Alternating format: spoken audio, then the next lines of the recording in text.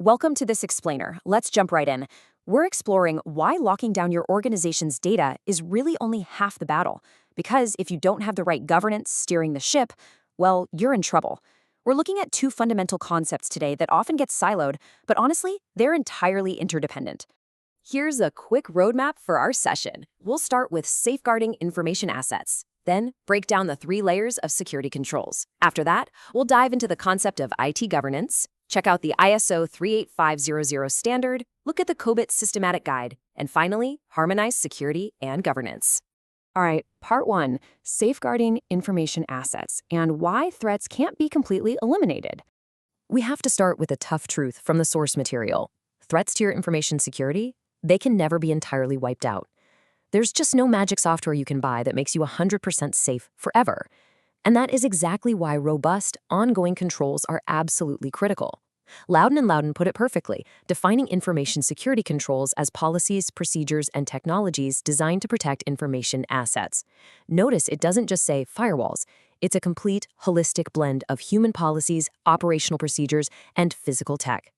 Moving on to part 2, the 3 layers of security controls: administrative, technical, and physical.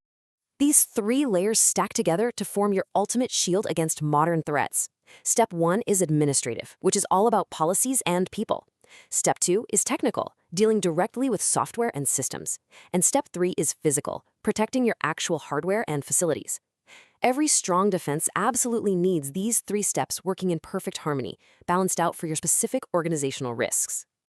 Let's break those down, starting with administrative controls.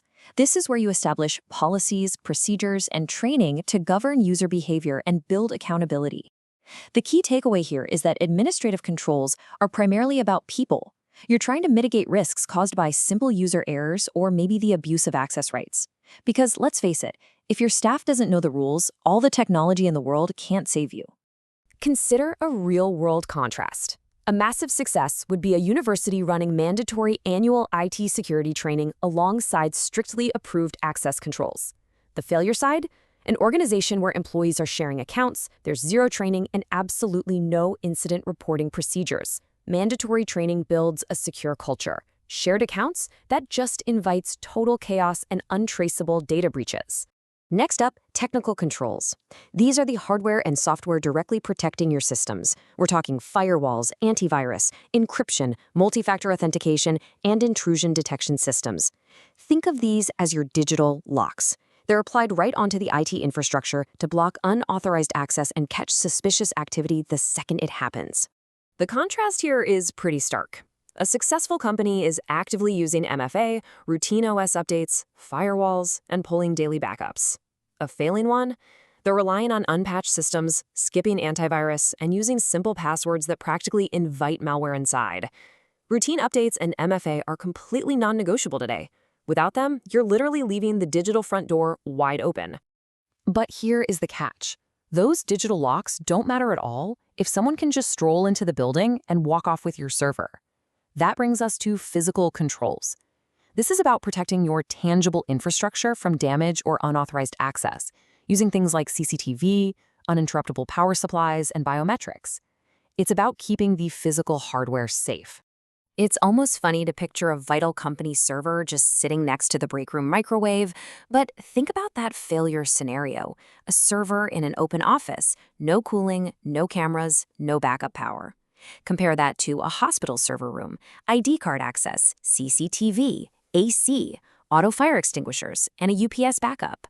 Without those safeguards, a spilled cup of coffee or a quick power outage means your physical shield is completely broken. Okay, let's pause for a second and ask a really provocative question. The system is perfectly secure, but is it actually useful to the organization? What good is a heavily guarded, perfectly secure IT system if it doesn't actually help the business achieve its goals? I mean, a locked box is incredibly safe, but it doesn't do any real work. Which leads us to part 3, the IT governance concept, moving from the shield to the compass. This is the macro-level shift in our explainer today. We're putting the security shield down for a moment and picking up the governance compass. So what is it? Information systems governance is a set of policies, organizational structures, and decision mechanisms ensuring IT is managed to align with organizational goals and provides reliable information.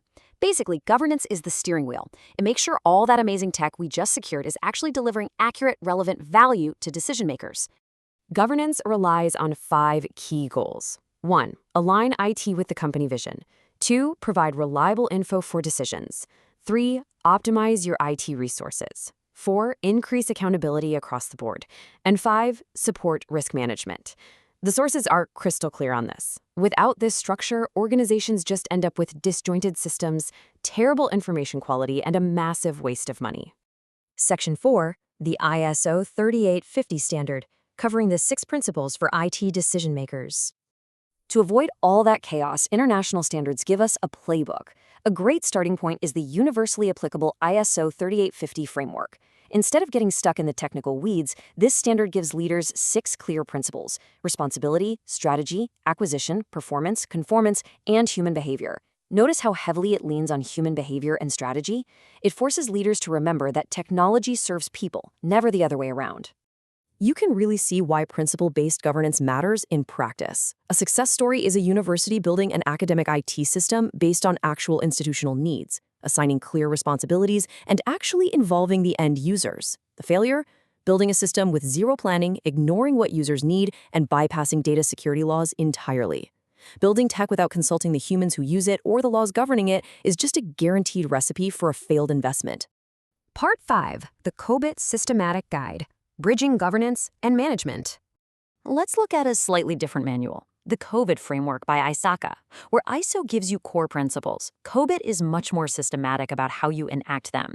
It takes a unique approach by strictly separating duties. Governance is about evaluating, directing, and monitoring. That's the boardroom setting the goals and budgets. Management, though, is about planning, building, running, and monitoring. That's the IT department actively developing and executing. They are completely separate but deeply connected.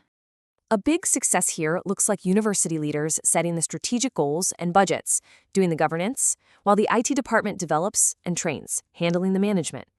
Failure looks like rogue IT projects running without leadership planning, no strategic alignment, and zero post-implementation evaluation. Without that strict separation and partnership, you walk right into a classic IT nightmare. Late projects, bloated budgets, and totally useless software. Part 6, harmonizing security and governance. Bringing the shields and the compass together. Let's bring everything we've talked about into one cohesive picture. We have to harmonize these 2 organizational pillars. A secure system, your shield, prevents disaster. But strong governance, your compass, ensures the system actively drives the organization forward. You absolutely need those administrative, technical, and physical controls just to survive the threats out there. But you need frameworks like ISO 3850 and COBIT to actually succeed and generate real value. I'm going to leave you with one final provocative thought to chew on today. Look closely at your own organization. Do you have both an impenetrable shield and a reliable compass? Are you just locking your digital doors and crossing your fingers, or are you actually steering your technology toward a better, more efficient future? Thanks for joining me on this explainer, and keep learning.